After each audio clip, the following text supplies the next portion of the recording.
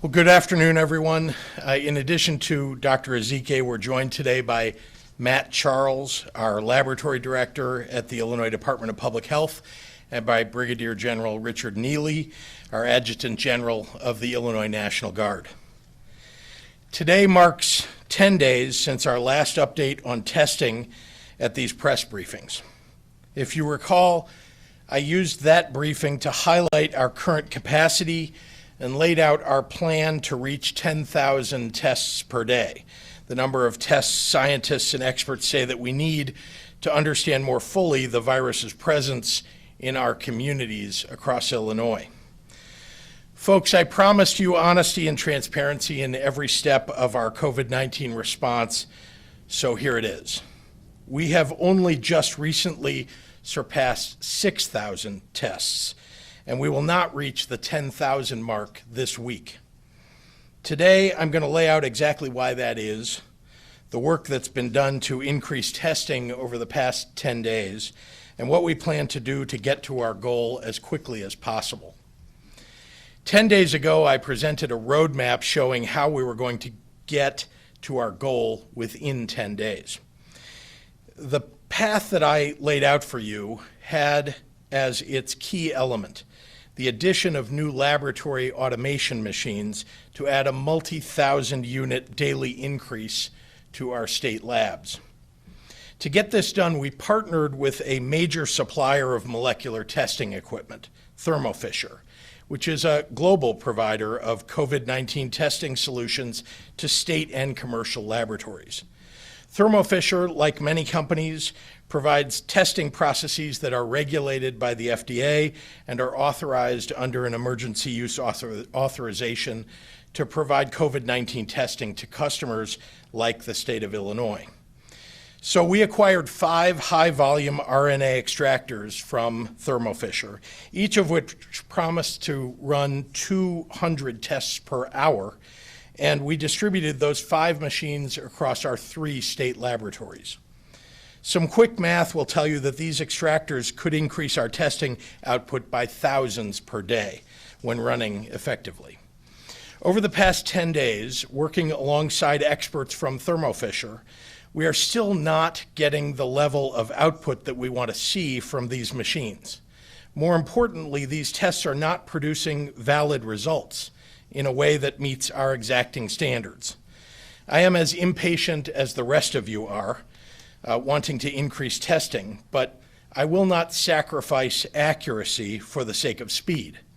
These tests and the results they will provide are too important. We have to get this right. We're working around the clock alongside Thermo Fisher to accomplish our goal, but until these challenges are overcome, these machines will not be part of our testing capacity here in Illinois. 10 days ago, I said to you, every day we aren't hitting 10,000 tests or more is another day that we're not able to get the answers that help us get past the current crisis. So today I'm standing in front of you and saying we are not there yet. Folks, I want to be clear with all of you that we are choosing the best path, but not necessarily the easiest path. If we wanted to choose an easy but less effective path, we could increase testing capacity through private labs used by the federal government. The problem is those labs take 7 to 10 days to produce a result.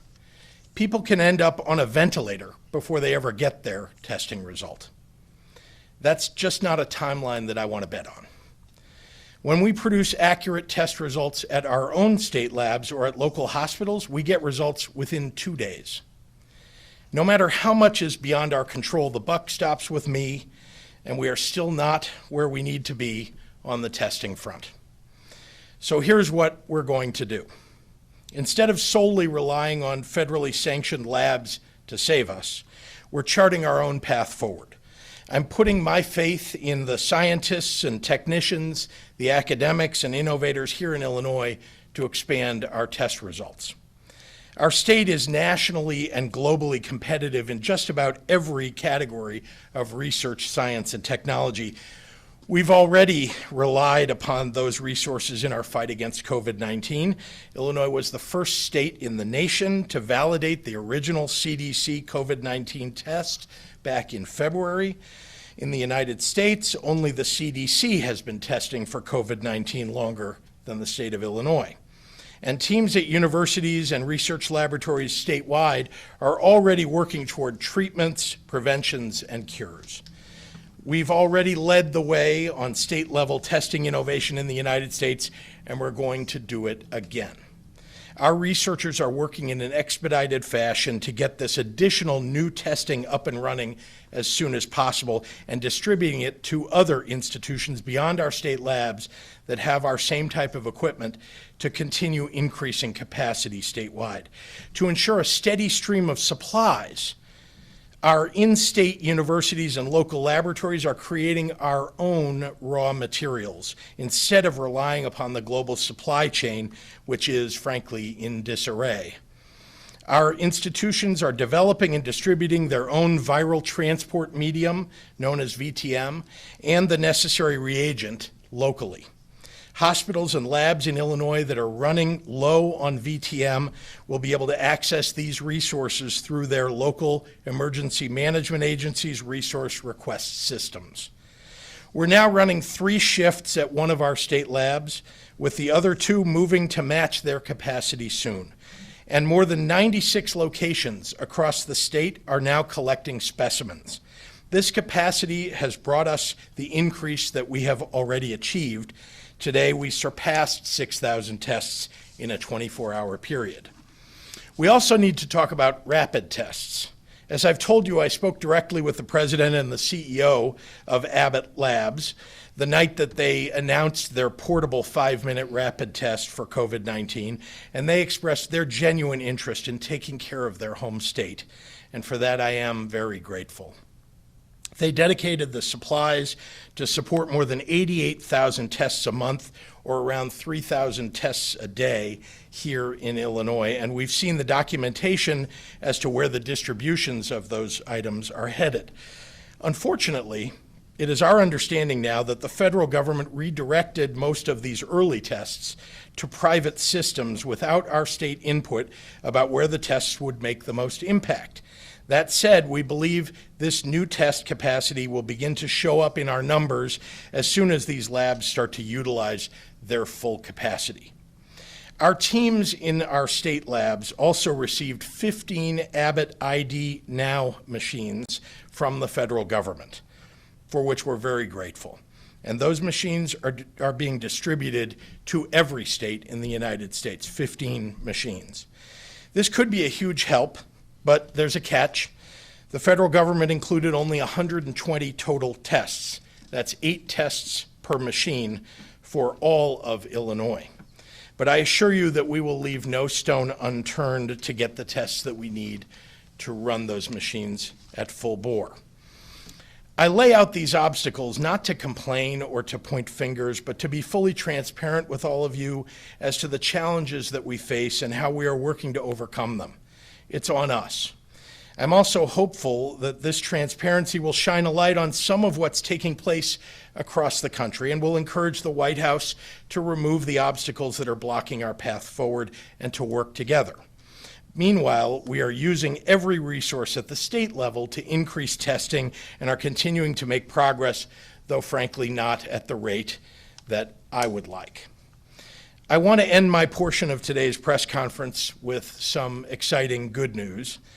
2 weeks back, we announced a multi-million-dollar Illinois COVID-19 response fund to support community organizations and local nonprofits around the state, working to support the residents who are hit hardest by COVID-19. This morning, the fund announced its first round of grant distributions, $5.5 million to 30 organizations that serve families across 96% of our state's population by providing people with access to food, shelter, health care, help with their mortgage and utilities, and focusing especially on supporting vulnerable populations like our children, our seniors, those with disabilities, immigrants, victims of domestic violence, and others. In sum, these organizations serve more than 700,000 people. In just the last few weeks, the fund has raised more than $28 million from nearly 2,000 donors, and many more rounds of funding will be coming soon. I'm truly grateful that this money is getting out to our communities so quickly. Individuals and families in need of support should visit the same website as the interested donors do, and that's at ilcovidresponsefund.org. That's ilcovidresponsefund.org. So thank you, and now I'd like to turn it over to our IDPH Director, Dr. Ngozi Ezike, for today's medical update. Doctor? Thank you, sir.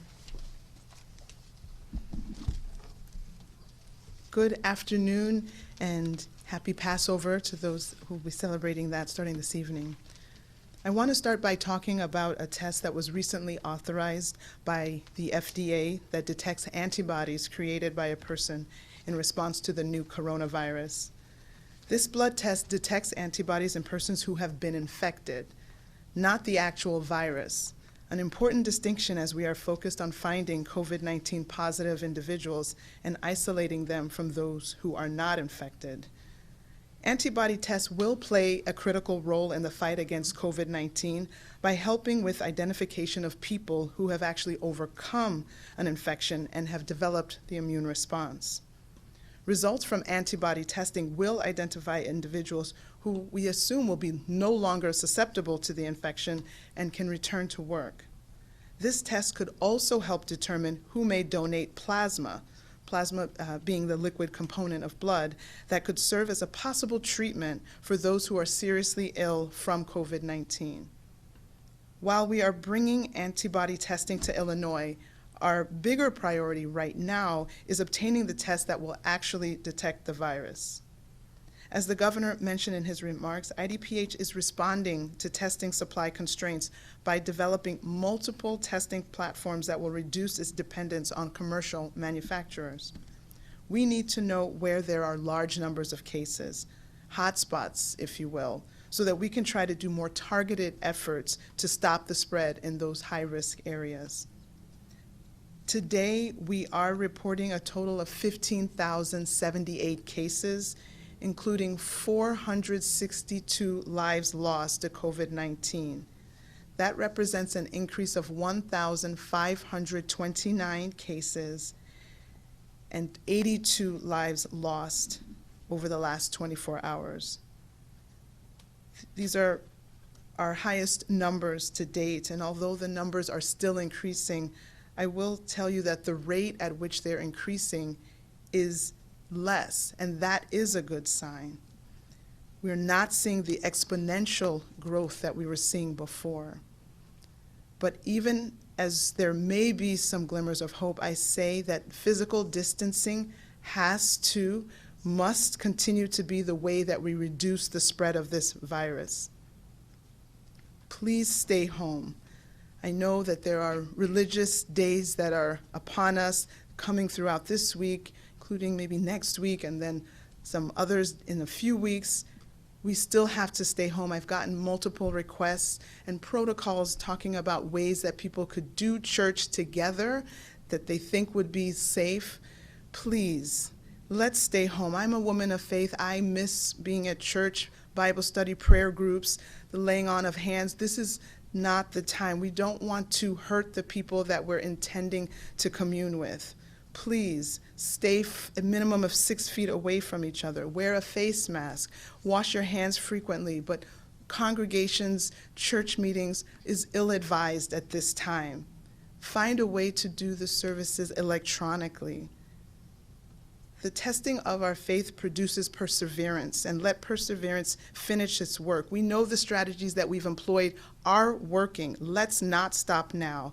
Let's be all in, Illinois. We're going to get to the other side of this pandemic and all be able to celebrate whatever faith we celebrate together soon. And with that, I will summarize comments in Spanish. Buenos tardes. Quiero comenzar hoy hablando de una prueba recientemente autorizada para su uso por la Administración de Drogas y Alimentos. Esta prueba detecta los anticuerpos creados por una persona en respuesta al nuevo coronavirus. Este análisis de sangre detecta anticuerpos en personas infectadas, no detecta el virus. Una distinción importante, ya que estamos enfocados en encontrar personas positivas para COVID-19 y aislarlos contra los que no están infectados. Las pruebas de anticuerpos son críticos en la lucha contra COVID-19. Va a ayudar a los médicos a identificar a las personas que han superado una infección y han desarrollado a una respuesta inmune. Los resultados de las pruebas de anticuerpos nos avisan sobre la gente que no son susceptibles a la infección y pueden regresar al trabajo. Esta prueba también podría determinar quién puede donar plasma, el líquido que está en el sangre. Con eso podemos ver un posible tratamiento para la gente que están gravemente enfermos con COVID-19. Aunque estamos trayendo pruebas de anticuerpos a Illinois, nuestra mayor prioridad en este momento es obtener las pruebas que realmente detectan el virus. Como el gobernador mencionó, IDPH está respondiendo a la falta de materiales cortos para pruebas con el desarrollo de más plataformas de pruebas. Eso reduzca nuestra dependencia en los laboratorios comerciales. Es importante saber dónde hay un gran número de casos en Illinois para que podamos tratar de hacer esfuerzos más específicos para detener la transmisión. Hoy estamos informando un total de 15,078 casos, incluyendo 462 vidas perdidas por COVID-19. Este es un aumento de 1,529 casos y 82 vidas perdidas desde ayer. Las noticias están tristes, pero parece que los números no están creciendo tanto como antes.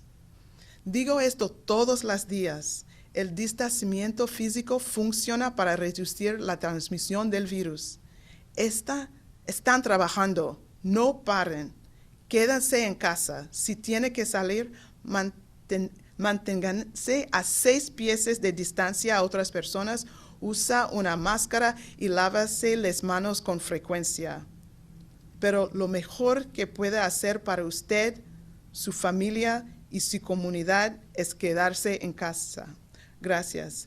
And with that, I am happy to turn it over to the Chief of the Division of Laboratories for IDPH, Mr. Matt Charles. Sorry.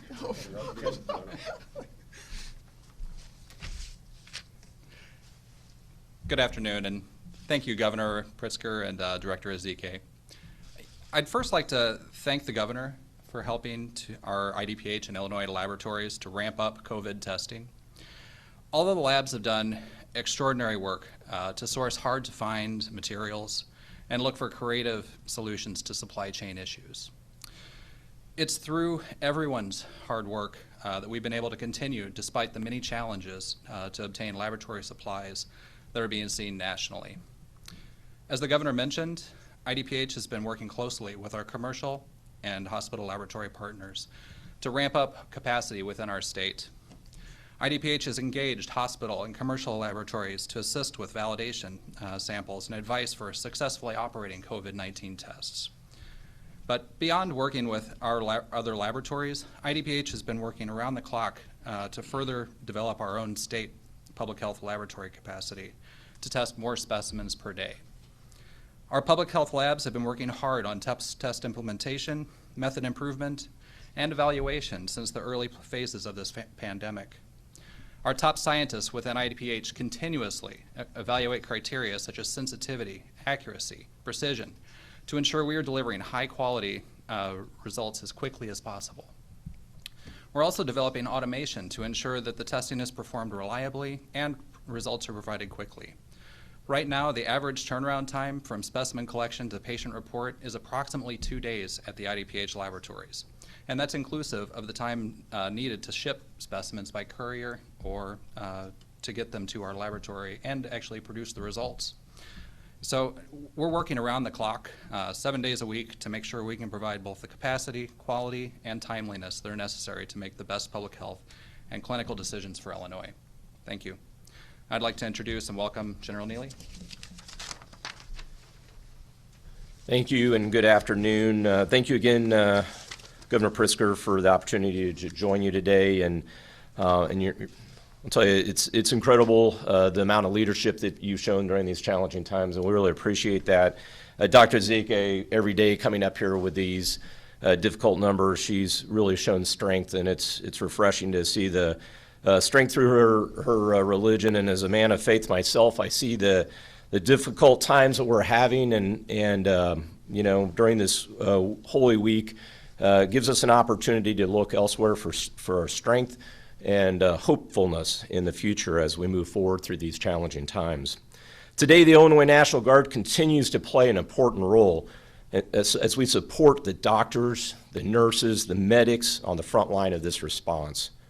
Today, we have more than 575 guardsmen, both Air National Guard and Army National Guard, engaged across the state supporting the COVID-19 response.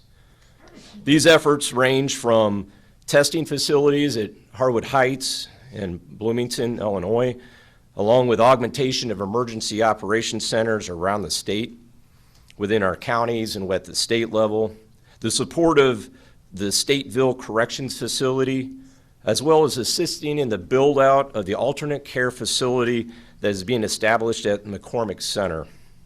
In that vein, today I'm happy to announce that the Illinois Air National Guard will have 2 C-130 cargo aircraft from the 182nd Airlift Wing in Peoria move 250 negative pressurized tents from Eugene, Oregon to Chicago this evening. This effort is truly a whole-of-government approach to ensure the very timely delivery of these negative pressurized tents in parallel with the build-out, the really expeditious build-out of the McCormick facility. This will be the first of 3 deliveries over the next few weeks as the Army Corps of Engineers and Walsh Construction complete the build-out of McCormick Center. With that, I'll turn this back over to Governor Pritzker for any questions. Thank you very much, General. Happy to take any questions from in the room and then online. Governor, there is some discussion today that the CDC is considering changing its guidelines for self-isolation, making it easier for those who have been exposed to return to work if they are asymptomatic. What is your take on that?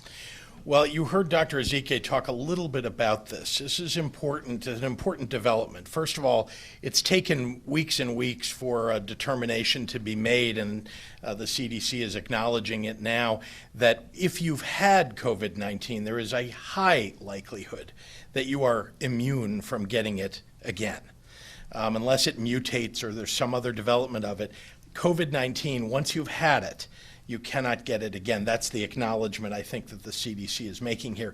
So that's good news in many ways, at least for people who've had COVID-19 and have recovered, that they are not under the same restrictions and guidelines that others who haven't had it yet are. Now, what we don't know, and I need to read more about what the CDC may be saying about it, is whether someone who has had it can also somehow on their clothing or in other ways carry the virus with them, right? So even if somebody is immune from it, is there any way for them to carry the virus with them? I do not know the answer, and I can let Dr. Ezike answer if she does, but I can just tell you that we look very much at this research. We've been looking at it for weeks now, that this will help us going forward with the restarting of the economy. the idea that there will be people who've gone through the horrible experience, some less horrible than others, but the tough experience of having had COVID-19, surviving it, and then we'll be able to do much more than people who are held under stay-at-home and other orders. So we're going to look very much at how we would accomplish what they're suggesting. Because it's very hard to just look at somebody and know whether they've had the test or they haven't had the test. You can't tell the difference with somebody. So how would we identify somebody who has had COVID-19 and recovered, rather not the test, but had COVID-19 and recovered?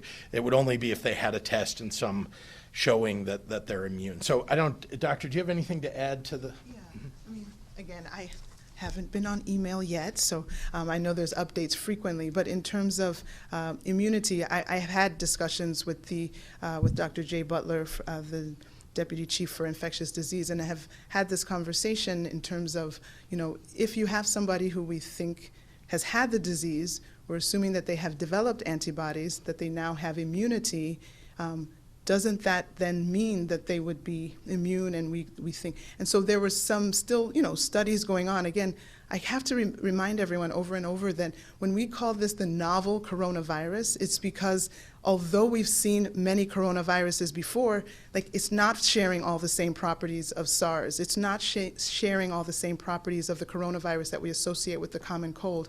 And so some of the assumptions that we make, thinking, oh, this was like SARS, have not borne out. So trying to assume things based on what we have learned in the past from similar viruses is appropriate, but as we get more information, that can change. And so I'm happy to look at the guidance and speak to that more going forward. But we are excited about antibody tests that could tell us, in terms of transmitting the virus, we still know, we've always said that, clean, frequently touched surfaces. So there absolutely is still the risk of someone, even if they were personally immune, of them touching the virus, transferring it to another surface where somebody could pick up. So the donning of gloves would absolutely still be necessary, but I will look into the actual guidance and see if there's more to add. Thank you. Could you also a little more elaborate on the Abbott rapid tests? The feds, you said that they sent them to private systems without state input. Do we assume that that's hospital? Where did they go? Yeah, those tend to be either private labs or directly to private hospitals, and essentially they've kind of waylaid them away from states and toward those private entities. But they're still, obviously they exist, and some of them come to Illinois too. Just to be clear, it's just that this is what I've talked a lot about the supply chain for everything during this COVID-19 crisis, and this is just another example of the unsteadiness of it. When typically in a normal moment in a supply chain, you place an order. And your order arrives. At some point, you have a date that's, upon which it's supposed to arrive, it's due to arrive. Well, that date comes in this supply chain situation for a lot of things, and the federal government waylays it sometimes. We heard that about Massachusetts and PPE, and now we've heard it, we've seen it with regard to machines. Look, some of those machines will end up in Illinois, and so that's good. But not what we had expected, and we won't have as many as we expect. Could the mayor today put in a curfew at 9 p.m. for liquor sales? Could you imagine that statewide as well? I think that's up to local mayors and local city governments and county governments to make the decision about. Governor, there are a lot of people who died and a lot of funerals that are being planned, and people are trying to follow social distancing guidelines. But is there anyone who's going to be monitoring that? Will it be the National Guard? Will it be the local police? If people have those kinds of gatherings, and perhaps there may be more than the suggested 10 people that are in attendance? Look, as I've suggested, we are asking people to do the right thing, even in those circumstances, as difficult as that is. And if somebody is purposely thwarting the order, that suggests that people, it can't gather in numbers of more than 10, then it's appropriate for law enforcement or others to try to break up those gatherings. But obviously, a funeral is a very difficult circumstance. We would ask that pastors and other faith leaders do their best to set different schedules than they normally would for people to come do visitation and for there to be a service, that services really be just for the family, hopefully a small group of people at one time. Governor, can you comment? There's a report out that, according to the Army Corps of Engineers, McCormick Place will be accepting patients in quote, the next day or two. Is that indeed the case?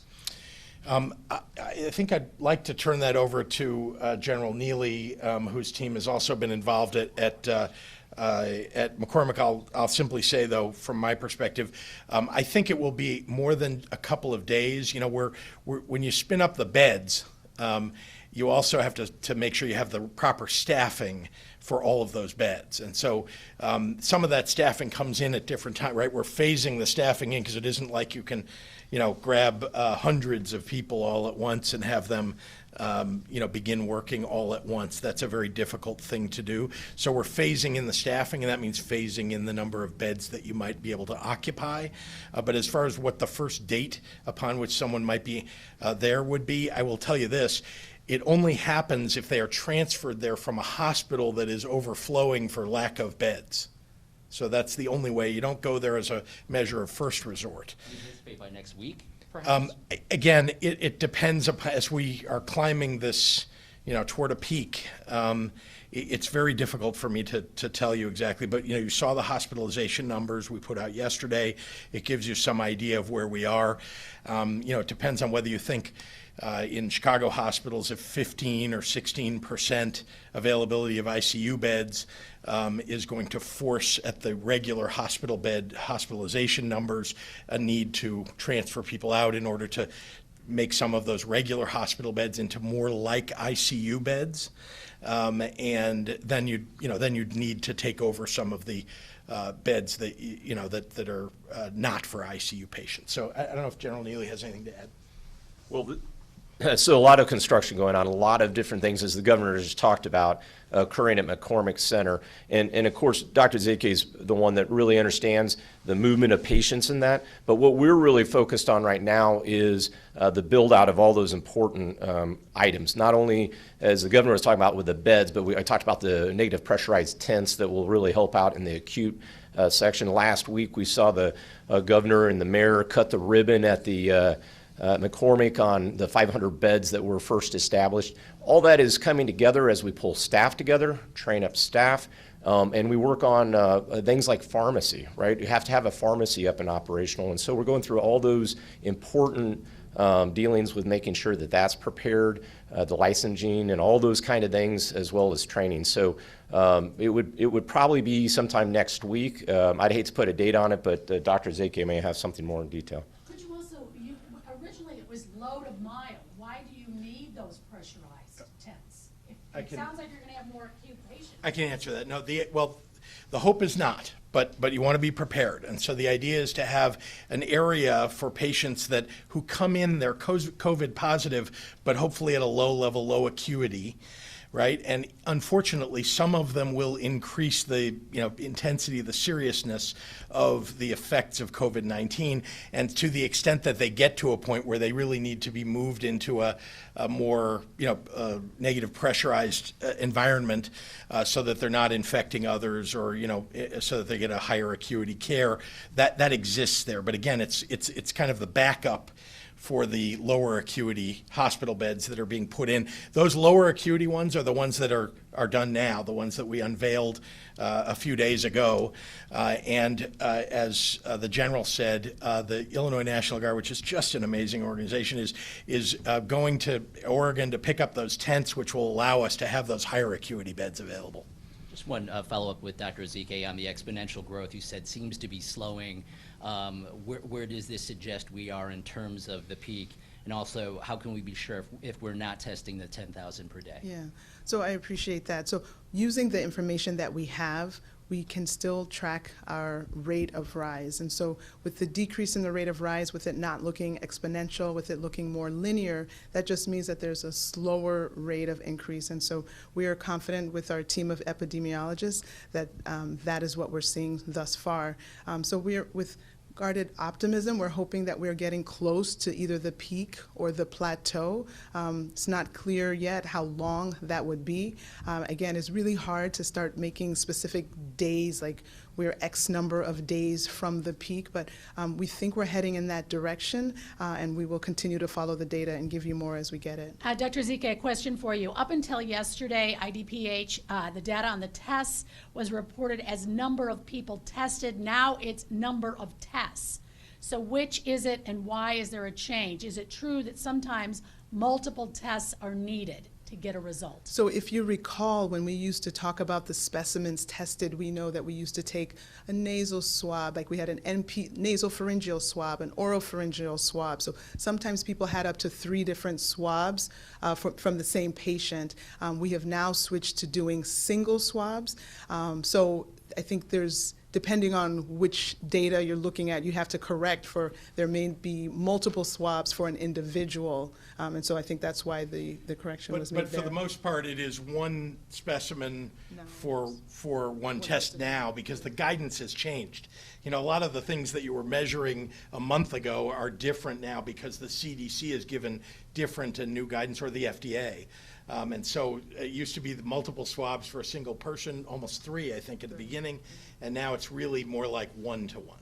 Also received a question, are Illinois hospitals still allowing family members to accompany a woman in labor, and what are the guidelines? Yeah, so I've been following that, and it's not consistent. It's not a single rule for all hospitals. I know that in some hospitals they are allowing the partner or the coach be there for the actual labor, but not for any additional time. Again, understanding the situation we're in, but knowing that people coming from the outside can bring, the virus into the hospital. So I know that some hospitals were allowing just the one partner or coach to assist with the actual labor, but not outside of that. And there may have been some other hospitals where that even one person wasn't allowed. So I know that there's not consistency. We'll do one more in throughout. the room and then we'll go online. In Los Angeles, the mayor has ordered, if you are at a retail store, wear a mask. Is that a good idea?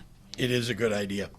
It is a good idea. Would When you you go order out, and we haven't ordered it, but as you've said, every day, I wear my own mask when I go outside. If I'm going to a store or any other place, I would wear a mask.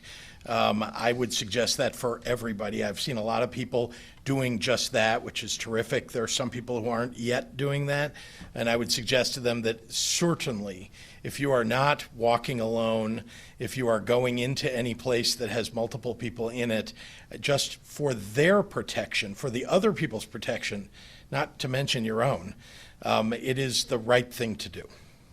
Yep. Some questions from online. You've talked about the Wild West of securing PPE outside the government, but what is it like working with the feds? Is it organized, and or do you feel like you're getting the runaround? So it's a great question because, when you say the feds, when someone asks the question about working with the federal government, there are so many different parts of the federal government. When you're talking to the Army Corps of Engineers, this is a highly organized, highly effective organization. They deliver. When they have promised things, they've delivered. It's really quite amazing.